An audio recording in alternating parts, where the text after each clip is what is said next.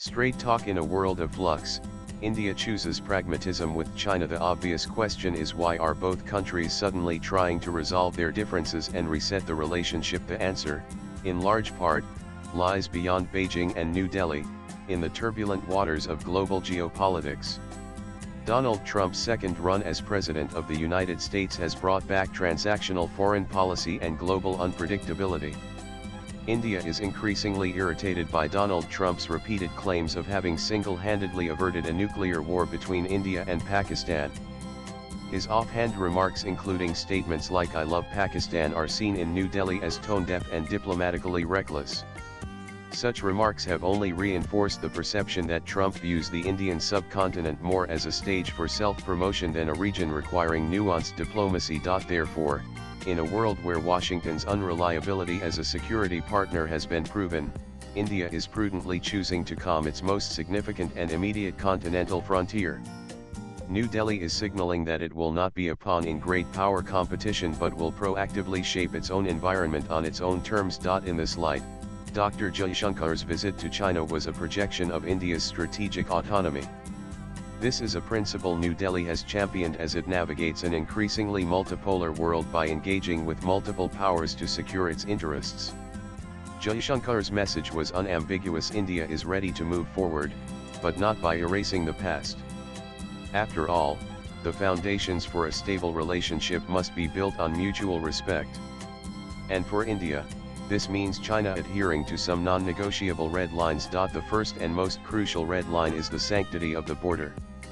Since the landmark Modi 11 meeting in Kazan, both sides have agreed to disengage troops and restore patrolling rights in contested areas like Dipsang and Umkak. During his talks in China, Jaishankar reiterated that peace and tranquility on the border are the fundamental basis for strategic trust and the normal development of ties. This position was echoed earlier by Raksha Mantri Rajnath Singh. India's view is that a resolution of the border dispute is a prerequisite for, not a byproduct of, a normal East relationship. The second red line is terrorism. In his meeting with Foreign Minister Wang Yi, Jaishankar expressed hope that a policy of zero tolerance for terrorism will be strongly upheld. This was a thinly veiled but unmistakable reference to Pakistan-sponsored cross-border terrorism. The message to Beijing is that its all-weather friendship with Islamabad cannot come at the expense of India's security. For the relationship to be truly stable, China must demonstrate that it is a responsible stakeholder in regional security and not an enabler of state-sponsored threats. After all, China's intelligence assistance to Pakistan during India's Operation Sindoor has been duly noted in New Delhi. Beyond these firm red lines, Jaishankar's visit also projected a pragmatic and compelling vision for economic cooperation. He directly addressed the issue of Beijing's recent export controls on critical materials like rare earth magnets. These restrictions have complicated procurement plans for India's automotive and clean energy players, who are heavily dependent on Chinese supplies. India has stood its ground against China since 2020, becoming the only country in the world to have exchanged physical blows with the PLA in the high Himalayas.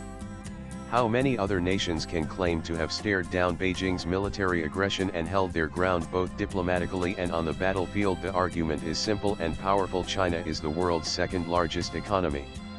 India will soon be the world's third largest economy. Therefore, as neighbors, it is economically irrational for India and China to allow friction to derail mutual prosperity. Measures that disrupt supply chains hurt both producers and consumers, and in a global economy facing recessionary headwinds and trade wars, they are self-defeating. As Jaishankar articulated, normalizing people-to-people exchanges and ensuring unimpeded economic cooperation can lead to mutually beneficial outcomes. The resumption of the Kailash Mansarovar Yatra after a 5-year gap is one example of New Delhi and Beijing bridging the people-to-people gap to inject fresh trust in their bilateral relationship. Ultimately, India is presenting China with a profound strategic choice.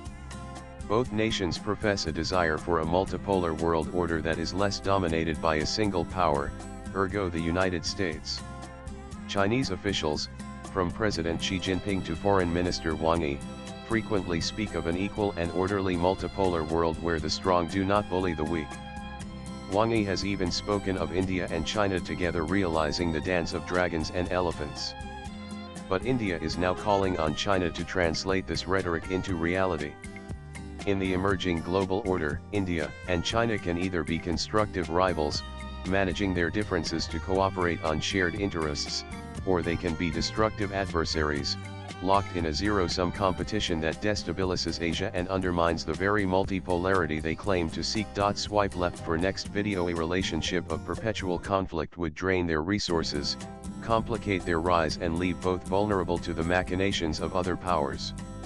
A stable relationship, on the other hand, allows both Asian giants to focus on their internal development and jointly shape the rules of the New World Order in forums like BRICS and the SCO. Dr. Jaishankar's visit to China was anything but routine. It was a deliberate move to assert India's non-negotiable red lines while spelling out its strategic calculus with cold clarity. This involves pushing back firmly against coercion, whether on the Himalayan frontier or through restrictive economic measures. It means building resilient, broad-based partnerships that enhance its strategic autonomy and ensuring it is never dependent on a single pole of power. Also, it means communicating in no uncertain terms that India will not be boxed in or have its options limited by others. This is not the reactive crouch of a middle power caught between giants. It is the confident posture of a rising power that fully intends to be a co-author of the 21st century's rules, not merely a signatory to them. Latest blogs.